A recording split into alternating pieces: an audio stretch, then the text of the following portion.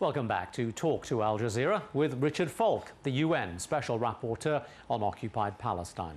Now, with common ground yet to be reached on the settlements issue, the Goldstone report largely sidelined by Washington, and President Mahmoud Abbas's future still undecided, the prospects for peace look as far away as ever. I asked Richard Falk whether Washington's preferred formulation, a two-state solution, is still a viable one. Well, as far as I think one has to say that this is the last moment that one can even contemplate a two-state solution. And it's the last moment because Israel's created so many facts on the ground, as they put it, that what is left for the Palestinians does not appear to be a viable independent state that can satisfy their reasonable demands and expectations for self-determination. Remember that the West Bank is only 22% of the original Palestine mandate, and that if you include the settlement blocks, that 22% is reduced somewhere between 11 and 17%. So you're asking the Palestinians to swallow an awful lot. There's a lot of people who believe that even in the best case scenario, a viable, contiguous Palestinian state under these circumstances is utterly impossible. And yet, on the other hand, you have Israel's refusal to contemplate the idea of a single state solution. What do you think would satisfy the Israelis? Well, of course, what would satisfy the Israelis if the Palestinians disappeared? I mean, that would clearly satisfy the Israelis. I don't think, as far as I can tell, that anything that the Palestinians should accept would be acceptable to the Israelis. So that's why I say I don't have the political imagination to see how the Palestinians can, in good faith, negotiate with the present Israeli leadership, given the present encroachment on the West Bank and East Jerusalem, and the continuing demolition of Palestinian homes, the ordeal that the people of Gaza are subjected to. I just don't see the basis for some kind of negotiation under these conditions. Given those constraints and given everything that you know and the experiences you've had, what to you would appear to be the most practicable and useful and positive way forward?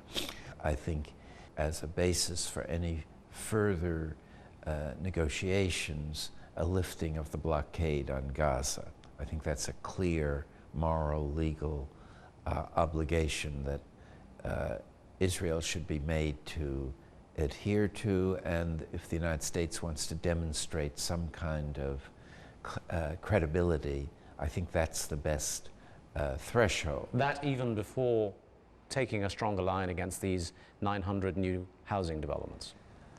I think he's already so compromised himself on the settlement issue, and Netanyahu has so clearly indicated either his inability or unwillingness to be more accommodating, that I think it will only deepen the perception of the lack of leverage in Washington to stress the settlement issue, at least publicly. So having failed with the settlement issue, is there any reason to believe that him demanding a lifting of the blockade on Gaza is going to meet with any more positive response? I don't think it will likely lead to a positive response, but if my broader analysis is correct, the Israelis are more likely to give way on Gaza than on the West Bank and East Jerusalem. I think they don't care, in my view, about Gaza, except from a kind of tactical security perspective. But they are very preoccupied with gaining maximal control over Jerusalem and the West Bank. Let's follow the logic then. If President Obama does make this request of Israel to lift the blockade, and Israel sees this as a potential trust-building exercise that they can live with, and they do so, what would be the next step? Well, the next step would then, I think, be to say that negotiations toward a peace process have to create some sense of trust, and there the settlement issue becomes then a meaningful precondition. See, I don't think negotiations with the Netanyahu government are a good thing to encourage anyway, as far as I can tell. And so the logical conclusion from that statement is what? Logical conclusion is that one needs to wait till the climate in Israel changes, the political climate in Israel changes, and only this global civil society pressure will alter the attitudes of governments, especially in Europe and around the world, possibility of sanctions against Israel being imposed. Let me phrase it differently then. What is the logical conclusion to this global civil society pressure? What do you think the international community... Boycotts, divestment, trade, reluctance to trade with Israel. In other words, bringing coercive, nonviolent pressure to bear, symbolically and substantively.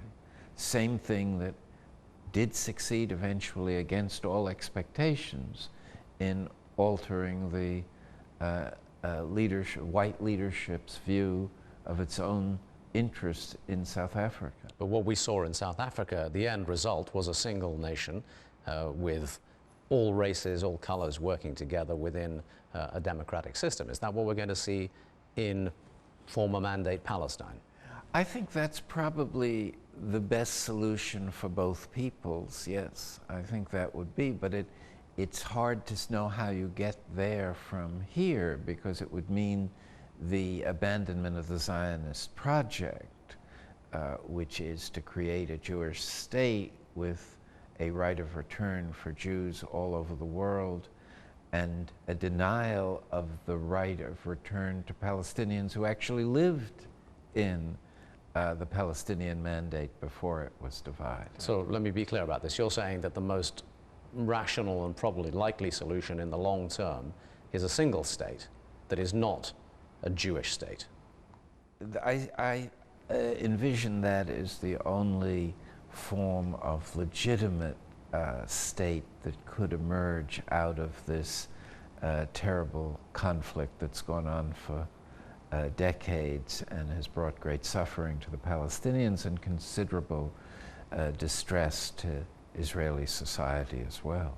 Given the way that your comments on Gaza, even as the UN Special Rapporteur, are greeted, why are you getting involved in that in the first place? There was a quote I read from you just a short while ago: we shouldn't write off the UN, but we shouldn't be too sentimental that it will serve the cause of global justice consistently.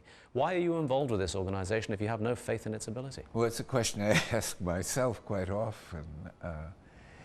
And I think it is because having a certain kind of voice on these issues, especially in view of my doubts about the adequacy of Palestinian representation, does, on balance, serve enough of a positive purpose to make me continue with doubts, but to do my best to at least give my version of the reality that is taking place as a result of the Israeli occupation, and to interpret that reality from the perspective of international humanitarian law. I don't want to nitpick, but positive purpose is not quite the same thing as positive action or indeed successful resolution. What do you think that you are either contributing or achieving in this role? I think very little on an intergovernmental level, and that's why I'm skeptical about what the UN as a political actor is able to do in relation to this salient grievance that the Palestinian people have had now for decades, But I do believe there's a growing solidarity movement with the Palestinian struggle that is the genuine sequel to the anti-apartheid movement that was effective in relation to apartheid. And my view is that the best hope for the Palestinians is the strengthening of this global movement, and that my role as special rapporteur serves to some degree legitimate that struggle and to give it some information that is reliable and relevant.